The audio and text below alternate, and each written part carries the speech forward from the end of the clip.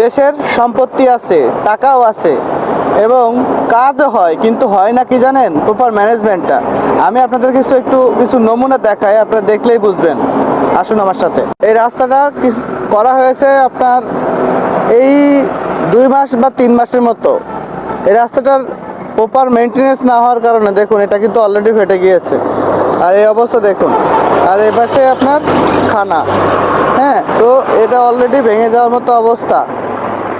একটু অবস্থা দেখেন, এখানে একটু ভালো অবস্থানে আছে, আবার ঠিক একটু আগালেই দেখেন এখানে কিন্তু অলরেডি কি হয়েছে, এই যে ভাঙা শুরু হয়েছে। সামনে বৃষ্টির দিন আসছে, শুধু একবার বৃষ্টি শুরু হলেই এই পুরো রাস্তাটা অল্প একটু, যেখানে আপনার 1 বা 2 হাজার টাকার খরচ, সেখানে কিন্তু আপনাকে লাখ লাখ টাকা খরচ করতে হবে।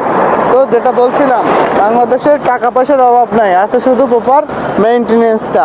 কাজ হয়, কাজের পরে যে জিনিসটাকে রক্ষণাবেক্ষণ করা, হালকা মেরামত করা, সেই কাজটাই শুধু বাংলাদেশে হয় না।